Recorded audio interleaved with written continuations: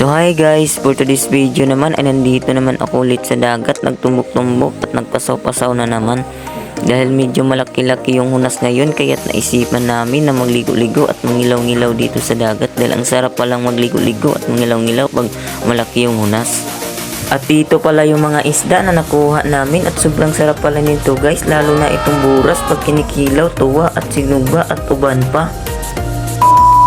So what's up mga Carbs TV? Welcome to my vlog. So ngayong araw naman ay naisipan namin na mangilaw-ngilaw at magligo-ligo dito sa dagat. Dahil medyo malaki-laki yung hunas ngayon, kaya sakto lang na magligo-ligo at mangilaw-ngilaw doon sa dagat.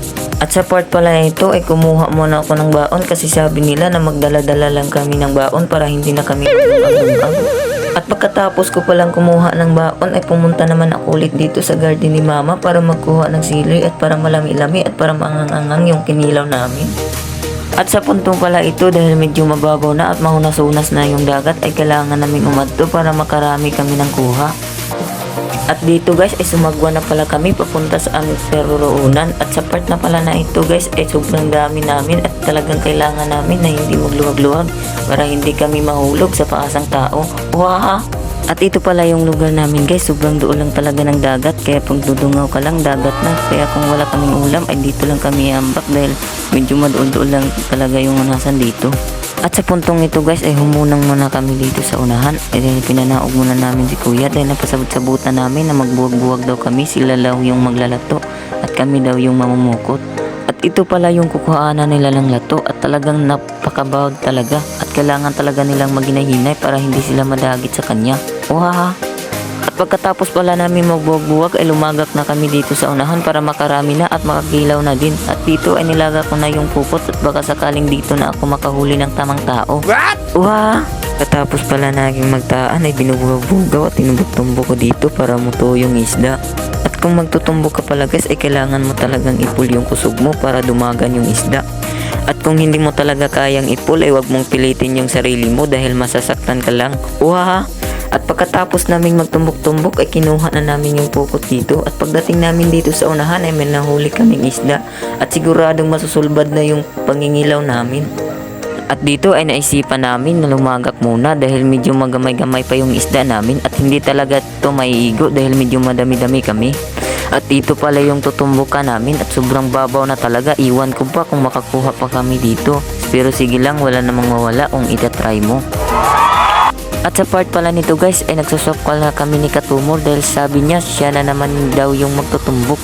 Dahil sabi niya kung maglilingkod lang daw siya ay talagang malalabad at malipong-lipong yung ulo niya. At pagkatapos pala magtumbok-tumbok ni Tumor ay binira naman nila ulit yung pukot dito. At pag-abot pala namin sa unahan guys ay napakaswerte namin dito dahil nakakuha kami ng buras. Kung magkatangtang ka pala nito guys ay kailangan mo talagang maginahinay para hindi ka matunok. Kasi kung matutunok ka nito guys ay talagang pipiyagit ka talaga. Pag-abot naman namin dito sa unahan ay nakakuha naman kami ng 2 katambak. At pagkatapos pala namin magtumbok-tumbok ay naisipan namin na umundang na dahil medyo marami-rami na yung isda at sakto na ito pag sa pangkilaw namin.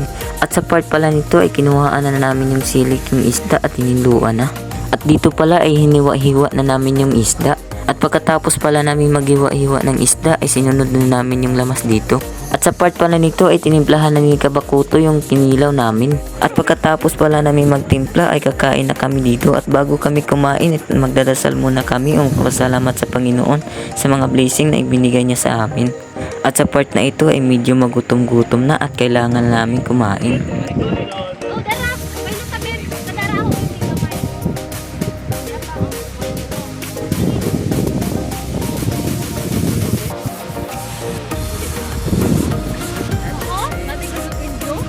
At sa part na ito ay natapos na pala kami kumain kaya tinipos na namin yung mga butang na nilagyan ng mga kanin.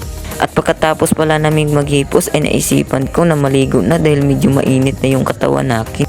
At sa part na ito ay umambak na pala ko at ang sarap-sarap maligo dito dahil ang lalim at ang green-green pa. At dito ay sobrang lipay pala ng mga kauban ko habang naliligo ng dagat. At talagang enjoy na enjoy talaga sila. At sa part nito guys ay medyo mataob-taob na at kailangan na naming umuwi. At dito ko na lang tatapusin ang aking video at salamat sa inyong mga panonood. Please like and follow my video. Thank you!